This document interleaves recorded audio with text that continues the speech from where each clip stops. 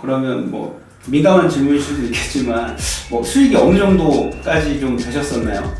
한참 잘 될 때는 은행 연봉에 그럼 뭐 얼추 계산을 해도 그랬었죠. 네.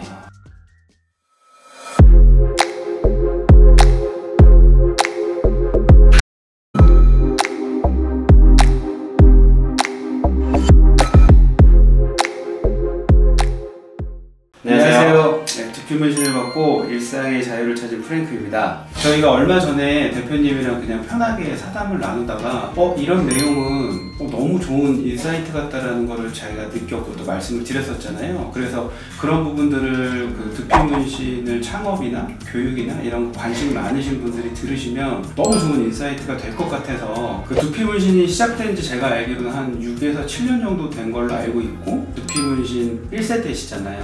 대표님이 좀 성공한 그 스토리를 여과 없이 얘기를 해주시면 되게 도움이 많이 될 것 같아요. 그래서 제가 알기로는 대표님께서 일반 직장을 좀 탄탄한 데를 다니시다가 두피문신을 시작하시게 된 걸로 아는데 어떤 일을 하셨었는지 말씀해 주실 수 있으실까요? 저는 원래 이제 은행에 다녔었습니다. 은행을 다닐 기간이 좀 5년 정도 되는 것 같습니다.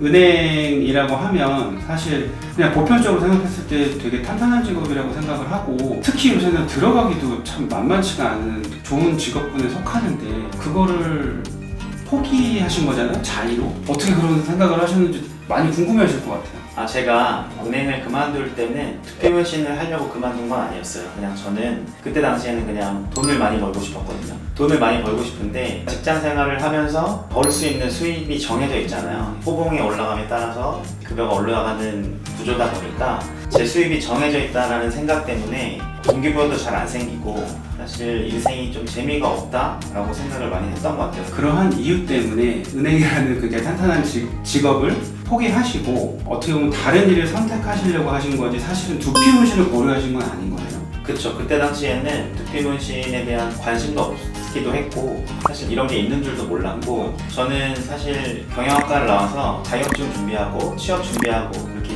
공부만 했던 사람이다 보니까 미용이나 어떤 손을 쓰는 기술에 대해서 생각해 본 적은 없던 것 같아요. 그쪽에 관심이 없었으니까.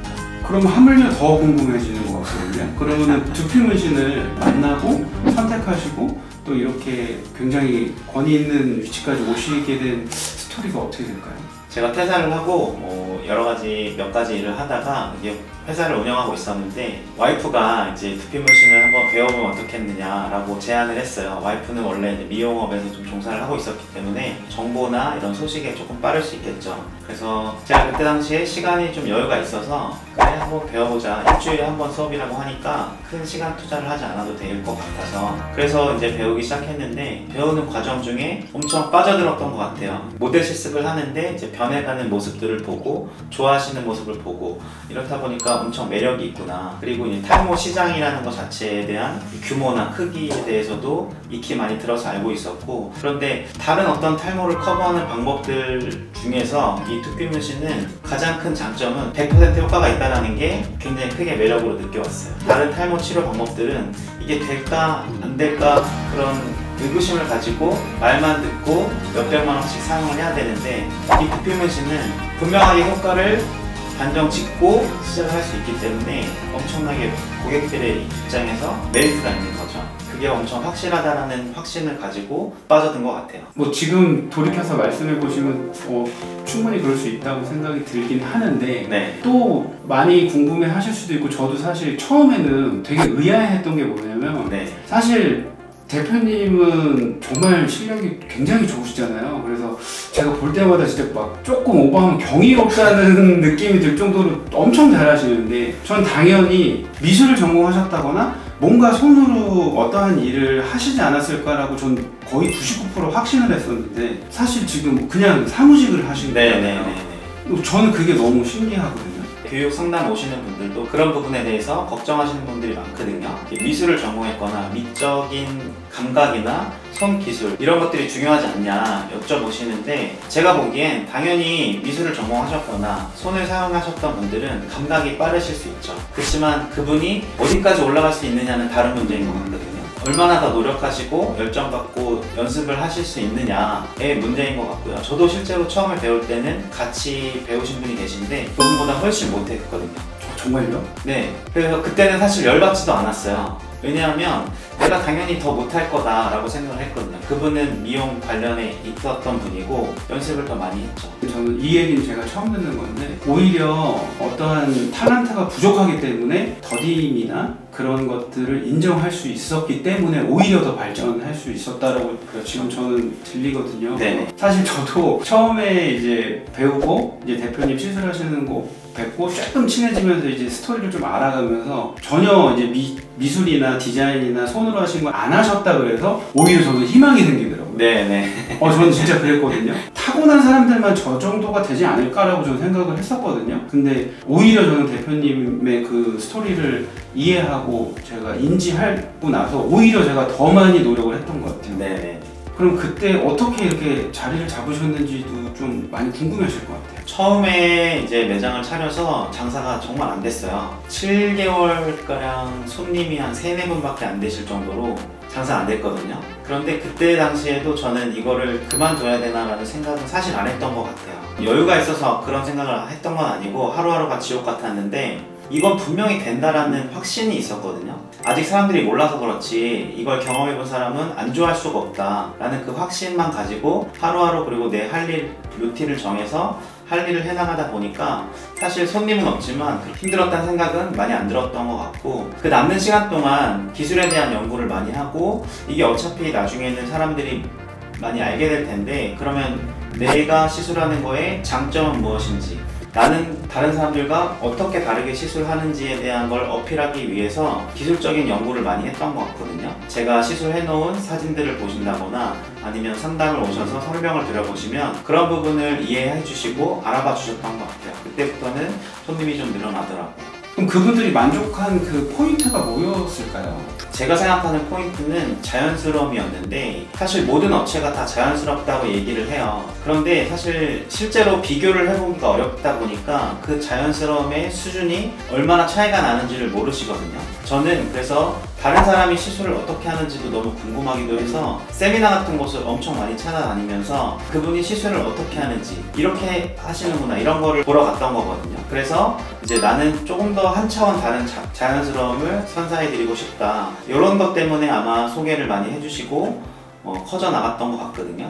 맞아요. 저도 사실 좀 성격이 그래서 그런지 두피무술 직접 받고 교육까지 하는데 제가 업체를 12군데를 제가 다 돌아다니면서 포트폴리오 다 확인하고 각 대표님들 진짜 거의 다 만나 뵀거든요. 말씀도 들어보고 어디가 우수하냐 안 하냐는 사실 저는 그런 거를 기준도 할 수 없는 그런 레벨이었고 근데 제가 저도 그때 기억이 나요. 가장 자연스러웠고 대표님이 말씀하시는 그 포인트도 가장 자연스러움이 베이스가 돼야 다른 스킬이나 어떤 디자인적인 요소들이 빛을 발하는 거지 자연스러움이 선행이 되지 않으면 그런 기술이나 디자인들은 오히려 역효과가 날 수 있다라는 식으로 저한테 말씀을 해주셔서 네. 제가 거기에 딱 꽂혀가지고 사실 선택을 하게 됐었거든요. 네네. 그리고 뭐 여담이긴 한데 제가 좀 답답한 부분이 좀 있는데 도트락은 뭐 이렇게 자랑할 게 많은데 자랑을 안 하세요. 그래서 제가 그게 답답하거든요.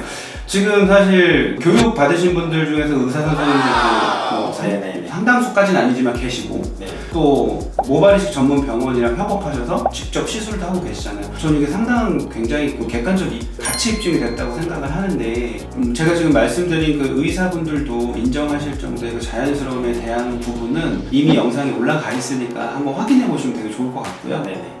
그 대표님이 말씀하신 대로 수익이 좀 더 나는 걸 원하셔서 하신 거잖아요. 그러면 뭐 민감한 질문일 수도 있겠지만 뭐 수익이 어느 정도까지 좀 되셨었나요? 한참 잘 될 때는 은행 연봉의 20배 정도 20배요? 벌었던 것 같아요. 네네. 한참 잘 됐을 때.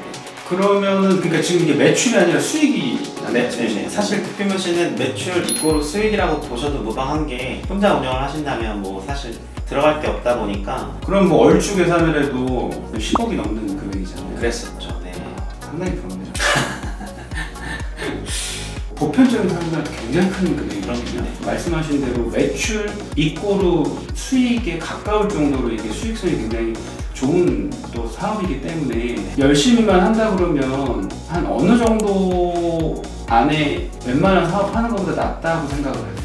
그거는 사실 기준이 다른 것 같기는 해요. 각자 갖고 계신 목표가 다르실 수 있잖아요. 어떤 분들은 투잡으로 하시는 경우도 계시고 어떤 분은 수료 후에 바로 한 80평 정도의 매장으로 차리시는 분도 계시거든요. 투잡으로 하시는 분들은 내가 받는 월급 그 정도만 나와도 너무 좋겠다. 이거는 이제 예약제로 운영을 많이 하기 때문에 시간 조율이 가능하니까. 80평의 매장을 차리신 분은 저 이상으로 처음부터 큰 규모로 생각을 하시는 거겠죠. 다만 80평을 하시든 아니면 투잡으로 하시든 내가 투자하는 시간 대비해서 많이 버실 수 있는 건 사실인 것 같아요. 저는 이 일을 하면서 내가 이 정도 일을 하는데 이렇게나 많이 벌어도 되나 싶을 정도로 사실 많이 벌었거든요. 그런데 생각을 해보면 단순히 고객과 만나서 상담하고 시술하는 시간만 따지면 정말 좋은 일이죠.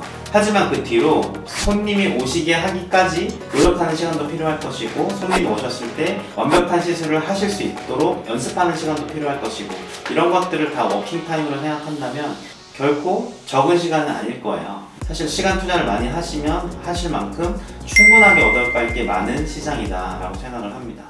그럼 두피문신 1세대로서 앞으로 이제 시장의 방향성이나 아니면 이제 이 두피문신에 대해서 관심이 아직도 많잖아요. 지금 교육을 받으시려고 하는 분도 굉장히 많으시고 그런 분들한테 혹시 해주고 싶으신 말씀이 있으실까요? 저는 일단 1세대, 2세대 뭐 이렇게 세대를 구분하는 걸 별로 좋아하진 않아요. 오래 했다고 다 잘하는 것도 아니고 이제 시작하셨다고 못하시는 것도 아니기 때문에 뭐 그런 세대 구분을 하는 걸 좋아하진 않지만 좀 오래 이 업종에서 연구를 했던 사람으로서 지금 보면 사실 수강생분들이 많이 물어보세요. 지금 업체가 너무 많아진 거 아니냐 라는 말씀 많이 하시는데 사실 비슷한 업종인 눈썹 문신 같은 업종을 생각해보면 우리나라에서 시술을 한 지가 30년 정도가 됐거든요. 지금도 눈썹 문신 아카데미에 가보시면 수강생들이 바글바글해요. 그런데 거기 앉아 계신 분들은 아 이제 눈썹 문신이 별로 없으니까 내가 배워봐야겠다 이렇게 해서 앉아 계시는 건 아니잖아요. 이게 시장이 커지면 커질수록 사실 수요가 더 많아지고 수요가 많아질수록 내가 가지고 올 수 있는 파이가 분명히 생기는 거기 때문에 또 각자의 시장들이 있으시잖아요. 각자의 분위기도 있으실 것이고 각자의 매력 포인트들이 다 있으실 거라서 그런 부분들을 잘 어필하신다면 앞으로 시장은 무궁무진하고 탈모 인구를 생각해보면 인구는 많아질 것이고 탈모 연령은 계속 어려지고 있거든요. 젊은 사람들이 탈모가 오는 경우도 많고 아직은 우리나라에서도 충분한 시장 가치가 있다라고 생각을 합니다. 근데 저도 느끼는 게 뭐냐면 탈모 인구 대비해서 아직까지 좀 샤이하신 분들이 많은 것 같아요. 저처럼 삭발을 해야 되는데 삭발 자체를 좀 두려워하시는 분도 계신 것 같고 또 아직까지는 이 두피 문신에 대한 검증이 개인적으로 안 되시는 분들도 계신 것 같아요. 아직도 선택을 못 하시는 분들이 저는 굉장히 많은 것 같거든요. 사실 사람들이 이번 겨울이 제일 춥고 이번 정권이 제일 힘들고 라고 하지만 본인이 어떻게 하느냐에 따라 달려있는데 길라잡이를 어디서 잡느냐가 굉장히 또 중요한 부분일 것 같아요. 그래서 두피 문신을 배우고 싶어 하시고 이 시장에 한번 뛰어들고 싶다고 생각을 하시는 분들은 저는 좀 최대한 많이 알아보셨으면 좋겠어요. 알아보실 때도 한 가지 좀 기준을 말씀드리고 싶어요. 사실 아카데미 교육을 알아보다 보면 우리의 혜택이다라는 부분들을 내세우면서 여러 가지 기술적인 부분 이외에 다른 것들을 좀 어필하는 아카데미들도 많이 있거든요. 물론 그런 것들을 배우시면 좋긴 좋지만 사실 저는 근본은 기술이라고 생각을 하거든요. 내가 기술력이 부족해서 손님을 받을 자신이 없는데 마케팅이 무슨 소용이며 브랜딩이 무슨 소용이며 사실 저는 그렇게 생각을 해요. 그래서 내가 자신이 있으면 정말 자신 있게 누굴 만나도 어필을 할 수가 있을 텐데 그게 안 되거든요. 눈빛에서 다 읽혀지거든요. 자신 없으니. 그렇기 때문에 내가 알아보는 이 업체가 어떤 기술을 가지고 있고 어떤 식으로 시술을 하는지를 정확하게 몇 군데 알아보시면 충분하게 기준이 생기실 거예요. 그리고 두 번째는 그 업체의 분위기가 나하고 맞는지 안 맞는지가 굉장히 중요하거든요. 적게는 2달, 길게는 몇 개월 될지 모르는 기간 동안 내가 이곳에서 배워야 되는데 불편하거나 뭔가 질문을 했을 때 잘 받아주지 않을 것 같다라든지 이런 부분이 조금이라도 생기면 나는 손해거든요. 비슷한 비용을 들이고 내가 얼마나 더 편하게 얻어갈 수 있게 많은 곳인지를 생각해 보시면 아카데미를 선택하는데 훨씬 좋은 기준이 될 것 같아요. 많은 분들이 좀 좋은 인사이트를 얻어 가시지 않았을까 생각을 하고 저희는 또 다음에 많은 도움이 될 수 있는 정보로 찾아뵙도록 하겠습니다. 네. 감사합니다. 감사합니다.